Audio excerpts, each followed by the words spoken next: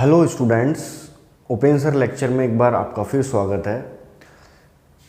आप जानते हैं कि एम्स दिल्ली 2020 नॉरसेट एक एग्ज़ाम जो कंबाइंड एग्ज़ाम इस बार होने वाला है उसकी वैकेंसी आ चुकी है।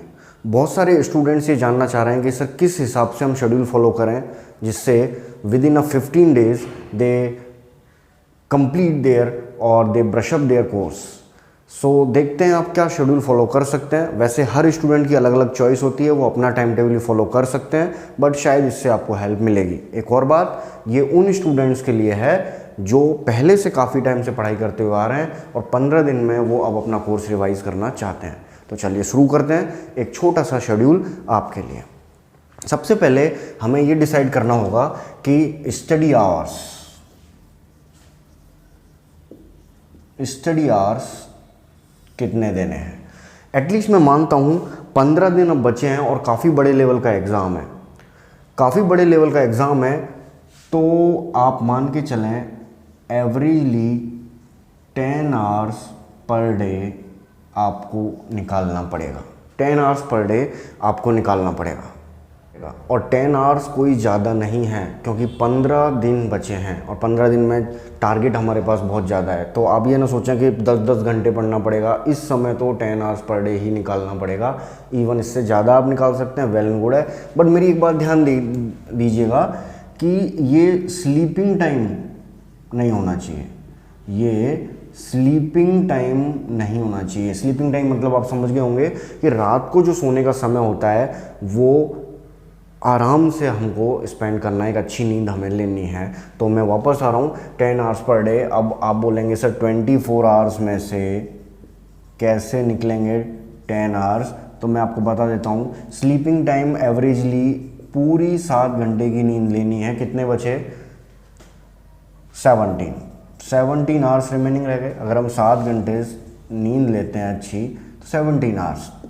17 घंटे में से अगर हम 2 आवर्स अपना खाना पीना नहाना ये सब food and other extra activities हैं उसके लिए घटा दें तो कितना टाइम बच गया हमारे पास? 15 आवर्स। 15 आवर्स में अब मैं 1 घंटा मतलब हम सो लिए, खा लिए, पी लिए। इसके अलावा अब 15 दिन की बात है तो सिर्फ 15 दिन में फोकस करें। ये रेगुलर टाइम टेबल नहीं है कि डेली 10 घंटे पढ़ना है, तो इसमें हमें एडजस्ट करना पड़ेगा और बिल्कुल शेड्यूल से फॉलो करना पड़ेगा। तो 15 घंटे में से मैं 1 घंटे, क्योंकि मौज मस्ती के बिना तो हम रह ही नहीं सकते, व्हाट्सअप ट्विटर फेसबुक के बिना तो हम रह ही नहीं सकते, तो 1 घंटे में मोबाइल फ्रेंड्स घूमने फिरने के लिए निकाल दूँ। 1 घंटा कम लग रहा होगा, चलिए 1 घंटे नहीं, मैं 2 आवर्स आपको दे देता हूँ। चलिए 2 आवर्स भी नहीं, मैक्सिमम मैं 3 आवर्स आपको देता हूँ। तो 15 में से 3 गए तो कितने आवर्स बचे? 12 आवर्स बचे। 12 आवर्स बचे हमारे किसके? For friends and others mobile, for friends and mobile, या घूमने फिरने के लिए आप निकाल सकते हैं। डेली 3 घंटे अभी भी मैं आपको दे रहा हूँ। इसके अलावा 12 में से 2 आवर नथिंग, फिर भी 12 घंटे हमारे पास बच रहे हैं। 2 आवर्स कुछ भी नहीं है। यानी मेरा ये पूरा समझाने का पर्पज़ ये है कि आप 10 आवर्स इजीली अगले 15 दिन तक निकाल सकते हैं। ठीक है, ये बात हो गई जिसमें स्लीपिंग टाइम आप रात का जो समय है वो सोने में ही व्यतीत करें, आप उसमें स्टडी न करें, ये मेरा मानना है। आप दिन में पूरे हमारे पास 10 आवर्स निकलेंगे। अभी देखिए मैं बताऊंगा कि कैसे कितने बजे से कितने बजे तक आप पढ़ सकते हैं, उससे भी आप फॉलो कर सकते हैं। देखिए कैसे निकालना है टाइम आपको। 10 आवर्स कैसे निकलेंगे, कितने बजे से कितने बजे तक क्या है। आपको सुबह 5 AM मॉर्निंग उठना है और 8 बजे तक 5 to 8 AM 5 से 8 हमारा रहेगा स्टडी फर्स्ट सेशन रहेगा। देन आप क्या करें, 8 से 10 बजे तक एक गैप हो जाएगा आपका जिसमें आप अपना ब्रेकफास्ट या जो भी आपका मॉर्निंग वर्क रहता है वो आप इसमें कर लें। 10 बजे से लेके और 10 से 11, 12 और 1 सेकंड सेशन। ये स्टडी का सेकंड सेशन रहेगा 1 बजे तक।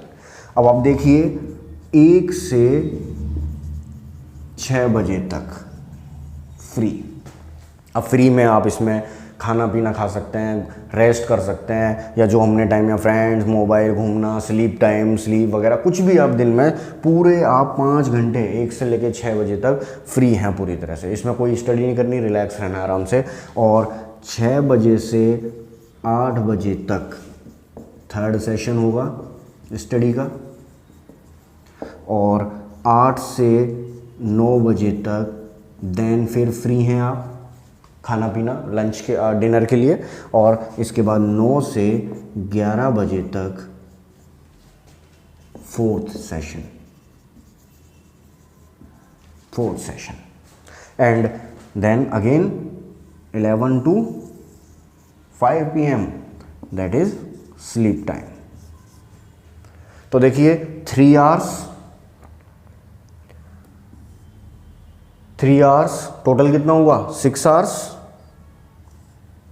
2 आवर्स ये रहे, 8 आवर्स हो गए, और 2 आवर्स ये रहे, 8 आवर्स हो गए। तो टोटल ड्यूरेशन 10 आवर्स बड़े आराम से निकल रहा है, जिसमें 5 घंटे मॉर्निंग आफ्टरनून में आपको गैप मिल रहा है, 2 घंटे सुबह मिल रहा है, और 1 घंटा शाम को, 1 आवर इवनिंग में। बहुत आसानी से हम ये 10 आवर्स निकाल सकते हैं। अब हम बात करते हैं क्या पढ़ना है इस दौरान, 10 आवर्स में क्या पढ़ना है, यानी टारगेट कंटेंट क्या रहेगा। टारगेट कंटेंट की बात करते हैं। हमें सबसे पहले देखिए इसकी बात करते हैं, थ्योरी क्या पढ़नी है, देन हमें क्वेश्चन एंड आंसर या MCQs कितने निकालने हैं, क्या है, कहाँ से पढ़ने हैं, और तीसरा हम एक छोटी सी चीज़ और इंक्लूड कर लेते हैं ताकि बीच बीच में 2-3 दिन के बाद इवैल्यूएशन भी होता रहे, यानी टेस्ट भी हम इंक्लूड कर लेते हैं। तो ये 3 चीज़ें हम अब अगले 10 आवर्स पर डे अगले 15 दिन तक हमें ये चीज़ें फॉलो करनी है। सबसे पहले बात करते हैं थ्योरी की।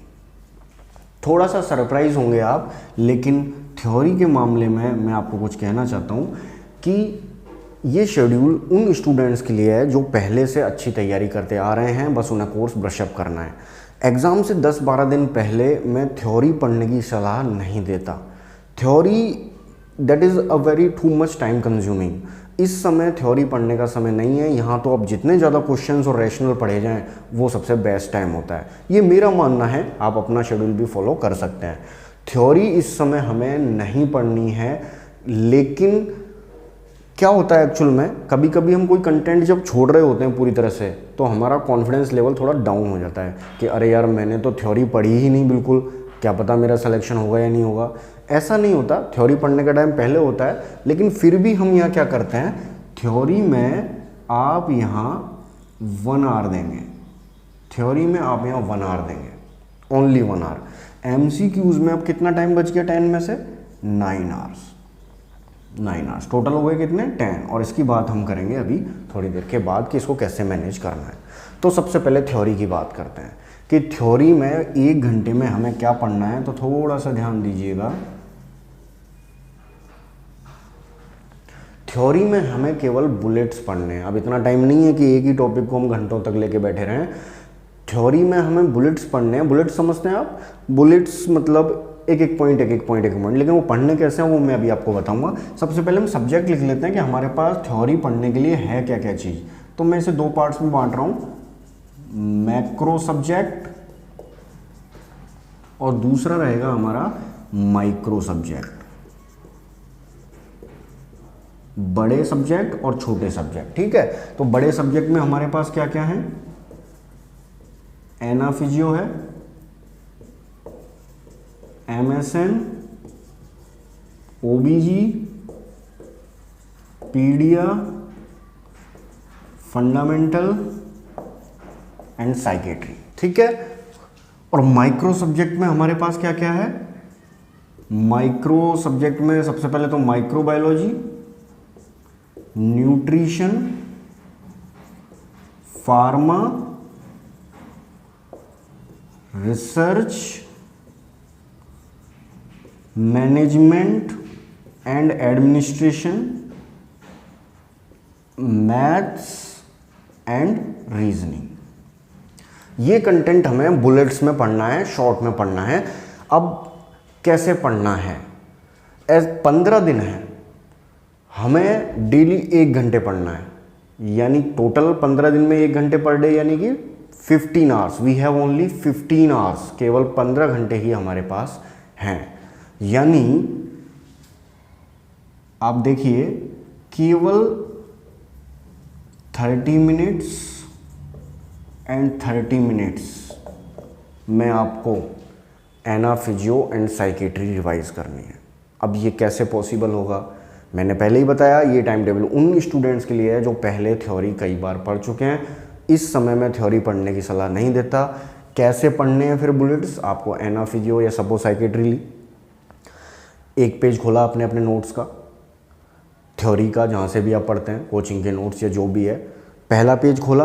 उस पहले पेज पे 3 या 4 लाइन है जिनके नीचे अंडरलाइन हो रखी है या स्टार लगा हुआ है। आपको बस फटाफट से वो 4 लाइन नोट करनी है अपने दिमाग में या उन्हें रिवाइज करना है, केवल उन 4 अंडरलाइन को।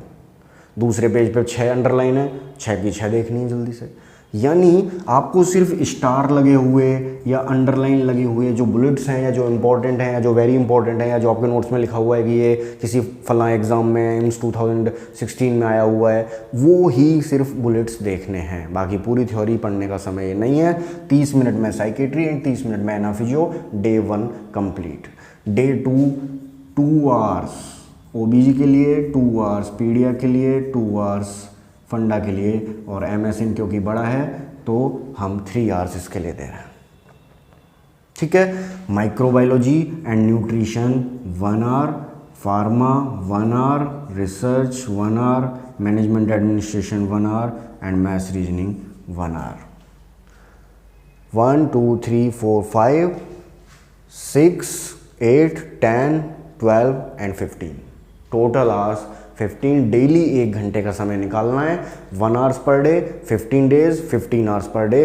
सिर्फ bullets, only supervision, only very important underline वाली चीज़ें ही आपको पढ़नी है। बस इतनी ही थ्योरी पढ़नी है, इससे ज़्यादा पढ़ने का समय अभी नहीं है। चलते हैं मेन पार्ट की तरफ। दूसरा पार्ट है हमारा एमसीक्यू। तो मल्टीपल चॉइस क्वेश्चन निकालने हैं। इसमें हमारे पास क्या क्या है आइए देखिए। तो एमसीक्यूज़ कहाँ से निकालने हैं अपन को देखिए। एमसीक्यूज़ में हमारे पास क्या क्या अरेंजमेंट है। हमारे पास कोई गाइड होनी चाहिए, जैसा कि सभी के पास होती है जो कंपटीशन की तैयारी कर रहे हैं, तो गाइड सभी के पास होनी चाहिए। इसके अलावा ज़्यादातर सभी स्टूडेंट्स सॉन्डर्स पढ़ते हैं, सॉन्डर्स इंक्लूड करेंगे हम, मॉस भी इंक्लूड करेंगे हम इसमें। इसके अलावा आजकल एक और अच्छी बुक है लिपिनकॉर्ड, जो कि मैं मेरे वीडियोस में बार बार बताता रहा हूँ, ये भी अच्छी बुक है एमसीक्यूज़ के लिए। तो हमारे पास 4 चीज़ें हो गई। अब देखिए आप बोल रहे होंगे कि इसमें सर कौन कौन सी गाइड है। गाइड बहुत तरह की है मार्केट में, सभी अच्छी हैं। Preeti Agarwal, PR Yadav, target high, कोई सी भी गाइड जो आप प्रेफर करते हैं सभी अच्छी हैं। तो गाइड के क्वेश्चन सॉल्व करने हैं, फिर सॉन्डर्स के क्वेश्चन सॉल्व करने हैं, फिर मॉसबी क्वेश्चन सॉल्व करने हैं, और एक नई बुक और हम इंक्लूड कर रहे हैं अपने शेड्यूल में, लिपिनकॉर्ड भी आपको सॉल्व करनी है। देखिए होता क्या है, अच्छी अच्छी स्टैंडर्ड जो बुक होती हैं उनको पढ़ने से कॉन्फिडेंस लेवल बढ़ जाता है। तो इस वजह से मैं रिकमेंड करता हूँ कि ज़्यादा से ज़्यादा अच्छी अच्छी बुक्स आप पढ़ें, उनके क्वेश्चन आप निकालें। गाइड के कितने क्वेश्चन करने हैं? 500, सॉन्डर्स के 125, मॉसबी 125 एंड लिपिनकॉर्ड 50। अवेलेबल नहीं है अगर आपके पास बुक्स, तो आजकल तो PDF वगैरह भी सभी को मिल जाती है, तो PDF अरेंज करें, उससे क्वेश्चन निकालें। बट उससे क्वेश्चन थोड़े कम निकल पाते हैं, तो मैं एडवाइस करता हूँ कि बुक्स वगैरह ही आपके पास हों तो वो ज़्यादा बेटर होता है।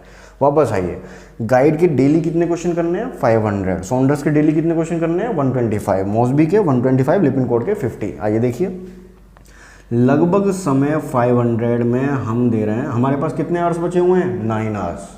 1 आवर्स तो यहाँ हो गया, टोटल ड्यूरेशन 10 आवर्स है, 1 आवर्स यहाँ कंज्यूम हो गया। अभी हमारे पास 9 आवर्स हैं, तो 3 आवर्स हम किसको देंगे? 500 को। 2 आवर्स में सॉन्डर्स के 125 क्वेश्चन निकालने हैं, और मॉसबी में मैं आपको थोड़ा सा टाइम ज़्यादा दे रहा हूँ, टाइम कंज्यूमिंग होती है 2.5 आवर, और यहाँ फिर भी हमारे पास रह गया 1.5 आवर। तो टोटल हो गया 9 आवर्स। टोटल हो गया ये 9 आवर्स। तो 9 आवर्स में क्वेश्चन कितने हो गए आप देख लीजिए, लगभग 500।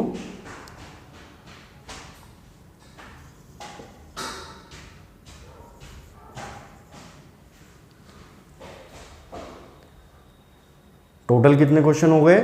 800 क्वेश्चन पर डे 9 आवर्स के अंदर आपको 800 क्वेश्चन डेली निकालने हैं। थ्योरी डेली 1 घंटे पढ़नी है और 1 घंटे में एक सब्जेक्ट लगभग ख़त्म करना है। ये हो गई दोनों बात थ्योरी की एंड एमसीक्यू की। अब बचे टेस्ट। टेस्ट के लिए क्या करना है आपको, 1 टेस्ट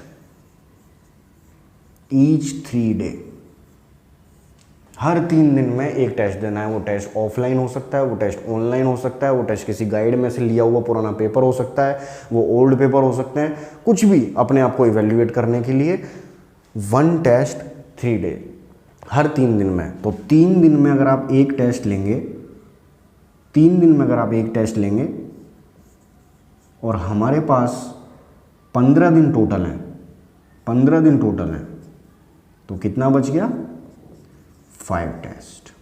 कितने टेस्ट हो जाएंगे हमारे 15 दिन में, 5 टेस्ट।